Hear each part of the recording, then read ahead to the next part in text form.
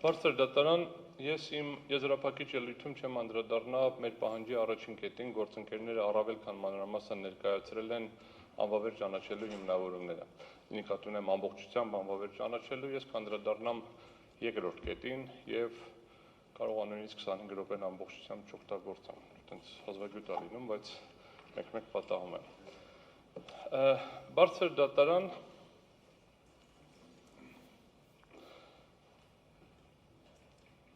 Ուզում եմ ուշադրություն հրավիրել, որ երկրորդ հարցի լույսի ներքո այս հարցը այլևս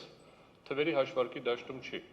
10-րդական տոկոսի, 10-րդական չի, 1000-րդական տոկոսի ինչ-որ կետի հաշվարկի խնդիր չունենք։ Այդ դաշտում արդեն հիմնավորել ենք դատաքննության ամբողջ ընթացքում, որ կան լրջագույն խնդիրներ։ Ես ուզում եմ ներկայացնեմ փաստերի այն շրջանակը, որը հիմք է տալիս պնդելու, որ այն դեպքում, եթե դատարանը ամբողջությամբ անվավեր չճանաչի ընտրության արդյունքները, իսկ ես ակնկալում եմ, որ պետք է անվավեր ճանաչի, առնվազն պետք է կայացնի անվավեր ճանաչելու եւ մանդատների վերաբաշխման որոշում։ Ես ուզում եմ դատաքննության ընթացքում ուսումնասիրված, դատական քննության ընթացքում ուսումնասիրված ապացույցներից մի շարք փաստերի վրա ուշադրություն հրավիրել, որից հետո կանեմ եզրահանգումներ։ Առաջինը, ամսի 7-ին տեղի ունեցել քվեարկություն, 2026 թվականի հունիսի 8-ին ժամը 11:48 րոպեին ԿԸՀ-ն կազմում է ԱԺ ընտրությունների քվեարկության արդյունքների մասին արձանագրություն։ Այդ են առաջին արձանագրությունն է, որտեղ թվեր է գրում։ Համապատասխան թվերում արձանագրում է ԲՀԿ-ն ստացել է 58378 ձայն, կողմ եւ անճշտությունները միասին կազմում է 1,460,734 ձայն, նշված թվի 4%-ը կկազմեր 58430 ձայն, ինչը 52 թվով, 52 ձայնով չի բավարարում, որպեսզի ԲՀԿ-ն հաղթահարի 4%-ը։ Սա տեղի է ունենում ամսի 8-ին։ Անմիջապես, երբ որ արդեն թվերը սկսում ենք նայել, հասկանալ այդ ոնց ստացվեց, ինչ որ խնդիրներ կան, 26 թվականի հունիսի 8-ին ԲՀԿ-ն հայտարարում է, որ արկա է առնվազն մի քանի տեղամասում, նույն օրը, տվյալների սխալ մուտքագրում, այդ մասին տեղեկացնում է ԿԸՀ-ին սկզբում աշխատանքային ռեժիմով եւ առնվազն հունիսի 8-ին ժամը 16:10 րոպեին, ապացույցներում կա, Իվետ Տոնոյանը կատարում է հրապարակում իր սոցիալական էջում, համաձայն որի հստակ նշվում է 4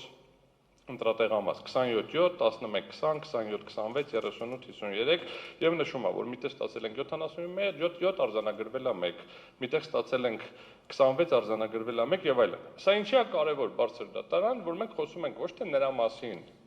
որ սխալ են հաշվել, այլ հաշված է եղել ճիշտ, սխալ է փոխանցվել աղյուսակին։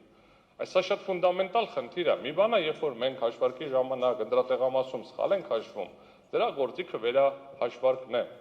Մի բան է, որ ճիշտ հաշվել ենք, արձանագրությունը ճիշտ գրել ենք, այն կենտրոնական ընտրական հանձնաժողովը չի կարողանում այդ թվերը ինչ որ ձևով մուտք անել։ Ինչի եմ սա ասում կարևոր է, որովհետև եթե ճիշտ հաշվեր, ամսի 8-ին ասելու էր ԲՀԿ-ն հաղթահարել է 4%-ի շեմը, բայց շարունակենք։ Ամեն դեպքում այդ տարբերակով արձանագրել։ 26 թվականի հունիսի 9-ին հաջորդ օրը ԲՀԿ-ն դիմում է ներկայացնում կենտրոնական ընտրական հանձնաժողովում, դիմումը գործի նյութերում կա, որտեղ ասում է, որ ԱԺ ընտրությունների ընթացքում իմ նշված 4 ընտրատեղամասերում ստացված արդյունքները հաշվի առնելով դրանք արտացոլել, պահանջում եմ արտացոլել եւ արձանագրել որպես տվյալ ընտրատեղամասերից ստացված արդյունքներ, ոչ թե վերահաշվարկ, ոչ թե ճշտեք այդ ձեր աղյուսակը։ Ինչա տեղի ունենում, Տիկին Հովհաննիսյանը ներկայուս չի այդ միասին, կոմպյուտերում այդ թվերը ուղում են։ Այդ պահի դրությամբ ԿԸՀ-ն արդեն գիտի, որ ԲՀԿ-ն հաղթահարում է շեմը։ Դրանից հետո հունիսի 10-ին Իվետ Տոնոյանը անում է մեկ այլ հրապարակում, որը առկա է գործի նյութերում, որտեղ ասում է, որ վերջին 2 օրերի վերահաշվարկների արդյունքում, որովհետև ֆորմալացված պրոցեսի անունը դնում են վերահաշվարկ, մնացած 600 քանի տեղամասերի հետ վերահաշվարկ են անում, ԲՀԿ-ի օգտին արդեն ավելացել է 140 ձայն, ԿԸՀ գործընկերների հետ աշխատանքային համագործակցության արդյունքում քվեների վերականգնման գործընթացն այս պահին ընթացքի մեջ է։ Տիկին Տոնոյանը չգիտեր ախր, բայց գրել է, այս տվյալները վկայում են այն մասին, որ գործնականում եւ առողջ բանականության շրջանակներում չկա որևէ խոչընդոտ, որ կխանգարի ԲՀԿ-ին լինել ԱԺ-ում։ Այս հրապարակումն է։ Սա ամսի 10-ին, այսինքն եղել է 8, 9, 10 դրա մասին ԿՀ-ն լավ տեղյակ է, սոցիալական մեդիայում են քննարկում, դիմումներ կա, հեռախոսային զանգ ենք ունենում աշխատանքային ռեժիմով, ինչ քննարկեցինք, ԿՀ-ն ասում էր, դե աշխատանքային ռեժիմով կարում ենք կարգավորենք, ձեզ չեն խոշոր դոտել, այդ կարգավորվել է, այդ պահին իմացել է։ 26 թվականի հունիսի, այսինքն այս պահի դրությամբ, ներողություն, 26 թվականի հունիսի 12-ին 11-ից մի օր հետո, 12-ին, ԿՀ-ն հրապարակում է, ժամը գիշերը 10:10, 22-ին, ներողություն, 10:20, 22:20, ԿՀ-ն հրապարակում է հաղորդագրություն, համաձայն որի ԿՀ-ն ամփոփել է ընտրատարածքային ընտրական հանձնաժողովների իրականացված վերահաշվարկի արդյունքները, վերահաշվարկվել են 637 ընտրական տեղամասերի քվեարկության արդյունքներ ու գրված է։ Այս կուսակցության ձայնը այսքանը ավելացավ այսքանով, այս մեկի այսքան ձայնը պակասեց այսքանով, ԲՀԿ-ի դեպքում գրված է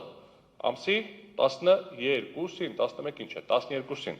որ ԲՀԿ-ի 58378 քվեն ավելացել է 147-ով։ Դրանից մի օր առաջ, այն որ ասում չգիտե, դե չէր ազդում այն ժամանակ արդյունքների վրա, որոշել է Կենտրոնական ընտրական հանձնաժողովը ընդունել է երկու որոշում, 254 եւ 255, որով անվավեր է ճանաչել երկու տեղամասերը։ Ես կրկնում եմ, ամսի 11-ին անվավեր է ճանաչել, ապացույցներով երևում է, բայց ամսի 12-ին դեռևս հրապարակել է, որ վերահաշվարկի արդյունքով ավելացել է։ Գալիս ենք ամսի 14, այդ 14-ը այդ ընկետն է, որտեղ ինքը իմի է բերում այս ամբողջը, ինչ արդյունքներ կունենան։ Եվ ամսի 14-ին Կենտրոնական ընտրական հանձնաժողովը ընդունում է այդ արդյունքների եւս մեկ որոշում, որում այս անվավեր տեղամասերը համապատասխանաբար համարելով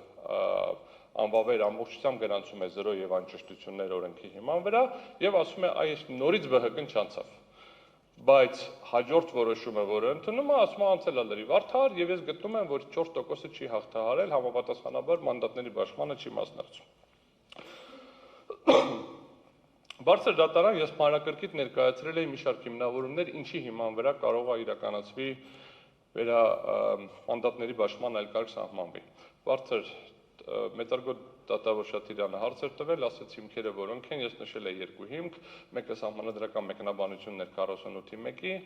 մյուսը ըստ էության 72 այլ հոդվածների հակասահմանադրական ճանաչելը։ Ես իմ բացման խոսքում իզուր ասացի, որ առաջին անգամ է նման խնդիր։ Նորից եմ ուզում կրկնեմ այդ հատվածը, որպեսզի պարզ լինի։ Միշտ նախագահական ընտրություններ են վիճարկվել, կամ նախագահական ընտրություն 21 թվականին վիճարկվել է ընդհանրապես ընտրությունների անցկացնել կամ չանցկացնելու իրավաչափությունը։ Այսինքն ըստ էության վիճարկվել է միշտ ով է չեմպիոնը։ Միշտ Հայաստանի Հանրապետության Սահմանադրական դատարանում մինչև հիմա մենակ գավաթ է խաղարկվել։ Ով է չեմպիոնը։ Ուրիշ ոչ մի բան չի քննարկվել։ Չեն քննարկվել։ Ես ֆինալ անցել եմ, չեմ անցել։ Իմ բալերը կհերիքեր, ես գնայի, ասենք, վճարովի ֆակուլտետում սովորեի։ Միշտ քննարկվել է։ Ես եմ ամենաուժեղ տղան, թե ես չեմ ամենաուժեղ տղան, կամ ով որ դիմել է։ Ուրիշ հարց չի քննարկվել։ Ու տղա աղջիկ եւ այլն, ասենք, բան չանելով։ Սա առաջին անգամ է, որ քննարկվում է, եւ երբ որ ես նորից փորձեցի նայեմ մնացած բոլոր որոշումները, Հայաստանի Հանրապետության պարլամենտական հանրապետություն դառնալուց հետո երկրորդ վեճն է։ Առաջինը եղել է 21 թվականին։ 21 թվականի որոշման մեջ, երբ որ Սահմանադրական դատարանը քննարկել է, որ հակասահմանադրական չի ճանաչել որոշակի դրույթներ, դա եղել են դրույթներ, որոնք վերաբերվել են կողմերին։ Երրորդ անձանց։ Այսինքն ըստ էության օրինակ այդ կանոնները հակասահմանադրական ճանաչելու դեպքում ինչ որ կուսակցությունը, որ մասնակցում է այդ ընտրություններին, իր համար կանխատեսելի դաշ չէր ունենալու։ Այս դեպքում լրիվ ուրիշ պատմություն է եւ այո սահմանադրական դատարանը իրավունք ունի հակասահմանադրական ճանաչել որոշակի նորմեր ու կբացատրեմ ինչի։ Որովհետեւ սահմանադրական դատարանի իշխանությունը նույնպես գալիս է ժողովրդից։ Եվ մենք քննարկում ենք եւ պարոն Դիլանյանը հստակ նշեց, երբ որ գործընկերը նշում էր արդար դատաքննության իրավունքը, նշվեց, որ այս արդար դատաքննության իրավունքը միայն մասնակիցներին չի, այո։ Արդար դատաքննության իրավունքը նաեւ բոլոր այն մարդկանց, ովքեր գնացել են ընտրատեղամաս եւ քվեարկել են։ Հիմա դրանք անդրադառնամ։ Բայց ես հիմա ի հավելումն մնացած ամեն ինչին մի հատ նոր արգումենտ եմ ավելացնելու, ինչի բացի որ այդ երկու դրույթներից, ինչի է հնարավոր նաև մանդատների բաշխման նոր կարգ սահմանել։ Բայց մի քայլ հետ գամ։ Հիմա ինչա տեղի ունեցել։ մոտեցել ենք ծանրաձողին, ասել ենք կլինի 58,500 ձայն դնեք այդ ծանրաձողի վրա, բարձրացնելու ենք, դրել են, բարձրացրել են, կաղնել են, րոպեն անցել է, կոճակը սխմել են, ասել են այո դու բարձրացրել ես այդ բաները, հետո ասել են արա չէ, այն երկու հոգին, որ այդ ծանրաձողի վրա այդ ձայները դնում էին, մի քիչ ոնց որ ժամանակից ուշ են դրել, բայց բարձրացրել ենք մենք։ 58,500 քաղաքացի գնացել են ընտրատեղամաս եւ ձայն են տվել։ Բարգավաճ Հայաստան կուսակցությանը Բարգավաճ Հայաստան կուսակցությունը բարձրացրել է այդ ծանրաձողը, ցույց է տվել, բոլորը տեսել են։ Հատուկ հարցրել եմ, ասել եմ, եղել է միջամտություն այդ տեղամասերում։ Կասկած կար, որ ինչ որ ձևով Բարգավաճ Հայաստանը տեղ ավել ձայն է ստացել, քան պետք է ստանար, որևէ ձևով ուղղորդում, որևէ ձևով միջամտություն, չէ։ Ինչա տեղի ունեցել այդ ընտրատեղամասերում։ Իրականում իրացվել է քաղաքացիների ընտրելու իրավունքը, որովհետև մենք ապացույցների հետազոտման փուլում ցույց տվեցինք, որ տվյալ ընտրատեղամասում նախորդ ընտրությունների համեմատ մի դեպքում 2 անգամ, մի դեպքում 4 անգամ ավել քվեարկող ա եղել։ Ընտրատեղամասը նույն չափերի է։ Մենք ձայնագրությունները գործընկերները ներկայացրել են, եթե ուսումնասիրեք կտեսնեք, որ առավոտվանից զինվորները քվեարկում են։ Առավոտվանից, ոչ թե երեկոյան են եկել։ Ուղղակիորեն քվեարկել են այնքան, ինչքան քվեարկել են։ Մենք երբ որ ապացույցները հետազոտեցինք, մենք տեսանք, որ այդ ընտրատեղամասերը ամենամեծ քանակությամբ չհրապարակվող ցուցակներ ունեցող ընտրատեղամասերից մեկն են, մի քանիսն են, հա, այսինքն վիճարկելի երկու ընտրատեղամասերը։ Այսինքն ինչ է տեղի ունեցել։ Կենտրոնական ընտրական հանձնաժողովը չի ապահովել քաղաքացիների քվեարկելու անձամբ ինքը չի, պետությունը որպես համակարգ, հա, ասենց ասենք լավ, չի ապահովել քաղաքացիների պատշաճ քվեարկության արդյունքները, process-ը, որ գան, քվեարկեն, հասցնեն, բավարար քանակությամբ մարդ լինի այնտեղ, որպեսզի հասցնեն իրականացնեն։ Պատասխանողը ինտերվյու է տվել, ասում է նայեցի, դանդաղ էր գնում այնտեղ process-ը, դանդաղ էր գնում 2 հոգու ապահովեիք, 2 տեղ ապահովեիք։ 8 ընտրատարածքային տեղամասում 8 անդամ կա։ Պետք է սենյակը մեծ լիներ, նախապես գիտեիք։ Անվավեր ճանաչված ընտրատեղամասերից մեկը Հայաստանի Հանրապետության 2005 ընտրատեղամասերից 17-րդն է չափով։ Հետևաբար չապահովելով, անվավեր ճանաչելով, վերաքվեարկություն չնշանակելով, ընդ որում վերաքվեարկությունը եթե նշանակվեր նույն պայմաններում, նույն բաններ լինելու։ Վերաքվեարկության ժամանակ պետք է հասկանային, որ պետք է չափերը մեծացվեր, ձևը մեծացվեր եւ ոնց ենք ապահովելու նաեւ, որ նույն մարդիկ այդ նույն ժամանակ հնարավորություն ունենային գային քվեարկեն։ Բավականին շատ խնդիրներ կար։ Խախտելա ոչ միայն Բարգավաճ Հայաստան կուսակցության, այլ նաեւ Հայաստանի Հանրապետության մնացած բոլորի իրավունքները, քաղաքացիների 58,500 եւ մնացած 3 միլիոն քաղաքացիների իրավունքները։ Հիմա կբացատրեմ ինչի։ Հիմա բայց ուզում եմ ասեմ 4-րդ նոր արգումենտին։ Միջև նոր արգումենտին անդրադարձ կատարելը շատ քննարկեցինք, ուզում եմ շատ առարկայական լինի, որ այդ վերահաշվարկի արդյունքում, այս որ անվավեր ենք ճանաչում, դրանք ներառում են անճշտությունների շարքում, նորից հաշվեցի 155 ձայն չի հերիքում։ Այսինքն թե 155 ձայն այդ անճշտություններից կլինի, ինչ որ միտեղից կլինի, ԲՀԿ-ն ստանում է 4%-ը հաղթահարում է։ 54 ու մի քիչ չի հերիքում, էլ այսինքն 55-ը ամբողջական տոկոսը գերազանցում է։ Հիմա վերեք փորձենք հասկանանք ինչ տվյալներ կա, հա, մենք ինչ ենք արել։ Հիմա նայեք, մենք քննարկեցինք տվյալների խնդիրները, այն բարձրացնում են, թող ասեն կոնկրետ ինչ ա եղել, ոնց ա եղել։ Ասում ենք շատ լավ, մենք ունենք տվյալների մշակման համակարգ, ասում են, այ ունենք ծրագիր, միջնորդել է, որպեսզի անենք փորձաքննություն, մերժվել է։ Բայց ես առանց փորձաքննության, առանց հատուկ գիտելիքների օրինակներով կասեմ, հիմա կարող ենք տեսնել ինչի մասին է խոսքը։ Տվյալ աղյուսակը, որը լրացվում է ըստ արձանագրությունների,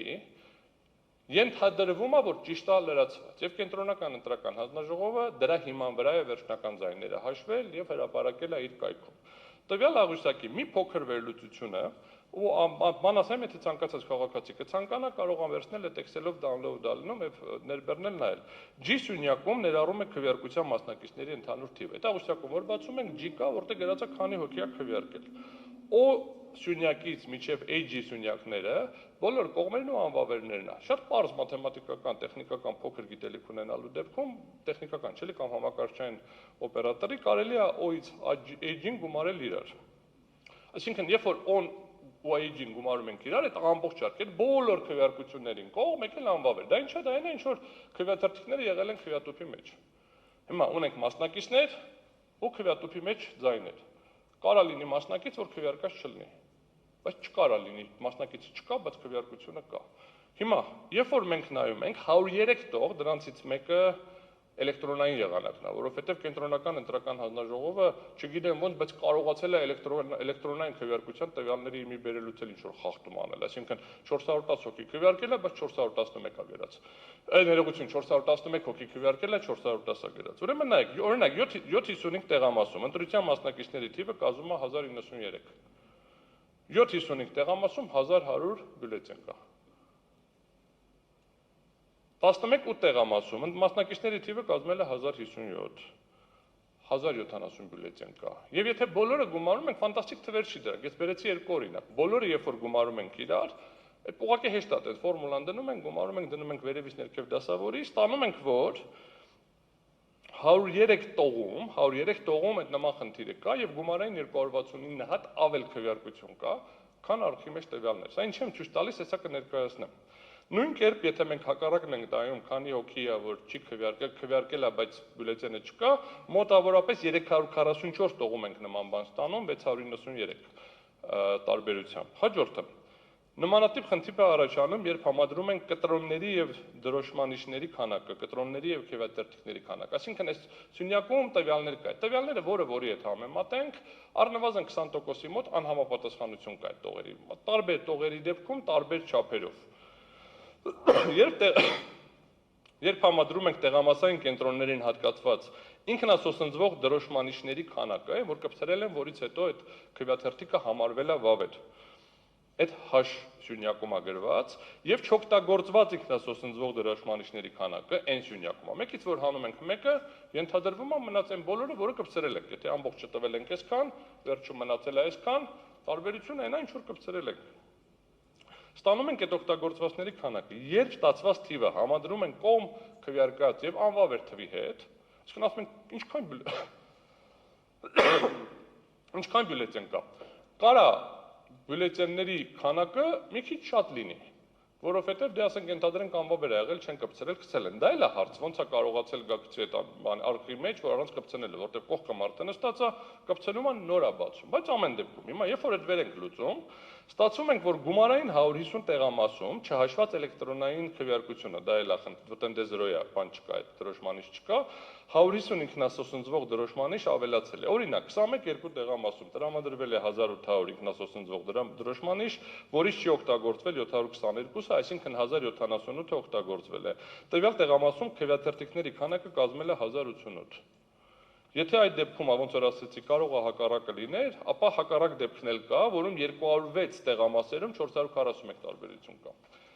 Այսպես կոչված փակ ցուցակների համադրում արեցինք։ Պարզվեց, որ 4-ից 5000 տարբերություն կա, ոչ մի բացատրություն չտվեցին, դատարանը ապացույց ձեռք բերելու հնարավորություն ուներ աշխատանքային խումբ ստեղծելով, ինչը սահմանված է աշխատակարգում, բայց դա չարվեց, անընդհատ ասում են, դե ասեք որն է, ասել են, ցուցակներով տվել են տարբերությունները։ Մենք պարզեցինք, որ տվյալների ճշտման համակարգում պարզեցինք, դա հարց է եղել, պատասխան է եղել։ Պատասխանողը չի իրականացնում այս ստորագրությունների հաշվարկ, վերահաշվարկ, համադրում, ստուգում։ Ուղղակի տենց կա մատյանները վերցնում հրապարակում։ Պարզեցինք, որ հրապարակելուց կիսատա հրապարակում, հետո ամբողջն է հրապարակում։ Բայց այդ տվյալների համադրումը ցույց է տալիս, եթե սկզբում եղել է 27000 տարբերություն, երբ որ համադրում ենք փակ ցուցակով այդ արկա տվյալների հետ, մի քիչ ավելի շատ էր մնում, այդ որ հետո թիվը նվազել էր, միևնույնն է, մոտավորապես 4000-ի չափ, ես հիմա թիվը ներկայացրել են գործընկերները, ապացույցը գործում արկա, տարբերություն կա։ Սա ինչի եմ ասում, բարձր դատարան 5 րոպե մնացել, այո։ Ինչի եմ ասում, որովհետև ես ուզում եմ ուշադրություն հրավիրել մի հատ հետևյալ կոնցեպտի վրա, որը կոչվում է favor voti կամ փրկենք կամ իօգուտ քվեարկողի։ Կամ եթե ուզենք դրա ասենք մեկ այլ ձևակերպումով ասենք, մի քիչ ավելի մեր ականջին սովոր տարբերակով դա կկոչի in dubio pro suffragio, այսինքն կասկած ունենք, ուրեմն քվեարկողներին պետք է պաշտպանենք։ Ինչի՞։ Հայաստանի Հանրապետության Սահմանադրության համաձայն իշխանությունը պատկանում է ժողովրդին։ Իսկ ժողովուրդը այդ իշխանությունը իրականացնում է ազատ ընտրությունների միջոցով։